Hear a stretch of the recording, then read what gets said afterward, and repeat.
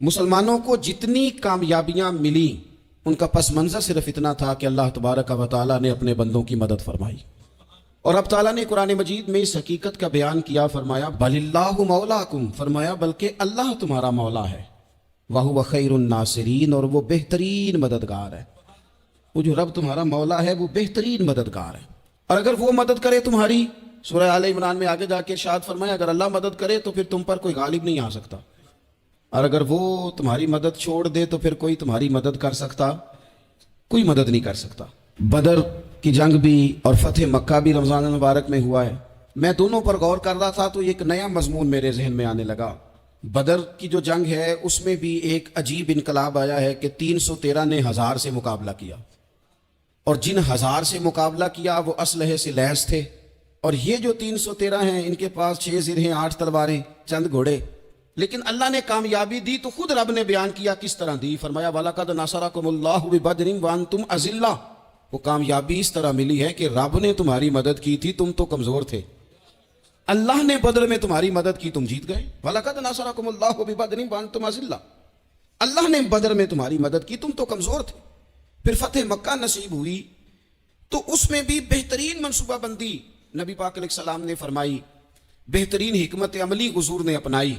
लेकिन हमें जो अल्लाह रसूल ने बात समझाई वो क्या है, इज़ा जाअ नस्रुल्लाह वल फतह, फरमाया जब अल्लाह की मदद आई और फतह नसीब हो गई।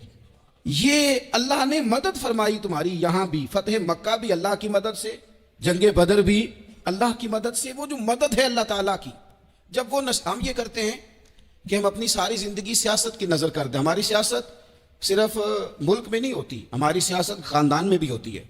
हम घर के अंदर भी सियासत करते हैं, हम किसी खास तरीके से लोगों को अपने पीछे चलाना चाहते हैं, हम एक खास उसलूब इख्तियार करते हैं कि लोग हमारे पीछे चलें। उसका नुकसान हमें ये होता है कि सियासत जो होती है ये शतरंज के हेर फेर की तरह होती है, तो इसके राज बड़ी जल्दी खुलने लग जाते हैं। पता चल जाता है कि बंदा मुखलिस नहीं था, सियासत कर रहा था, तरीके सलीके से इसने जोड़ के रखा हुआ था।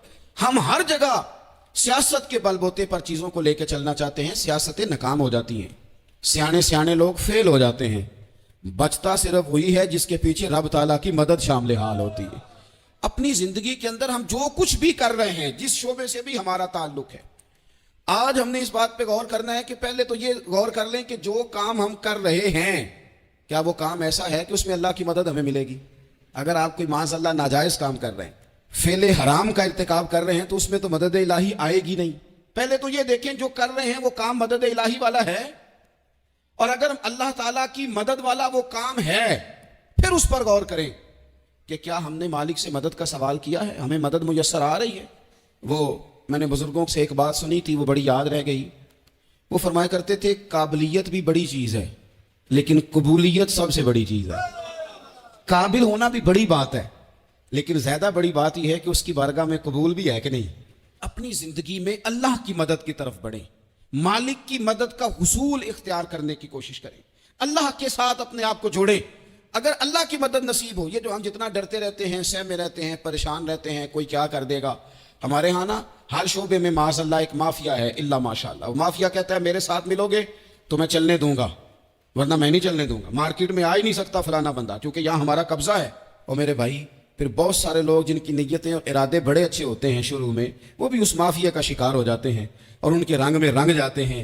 याद रखना, किसी शख्स की ब्लैकमेलिंग का कभी शिकार ना होना, कभी किसी की मीठी और मुसज्जा मुकफ़ा बातों का शिकार ना होना।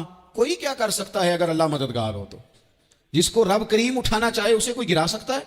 हम ये डरे डरे सहमे सहमे परेशान परेशान फैसला करने की ताकत नहीं, मुझे चलना चाहिए कि नहीं, उठना चाहिए कि नहीं, करना चाहिए। उठ बांध कमर क्यों डरता है, फिर देखो खुदा क्या करता है।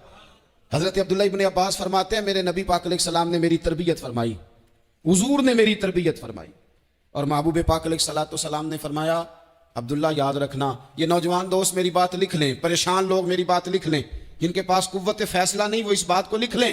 हजरत अब्दुल्ला इब्न अब्बास फरमाते हैं मेरे नबी पाक अलैहिस्सलाम ने मुझसे फरमाया था अब्दुल्ला सुन, अगर सारी दुनिया मिल के तेरा कोई नफा करना चाहे कर नहीं सकती जब तक मेरे रब की रजा ना हो।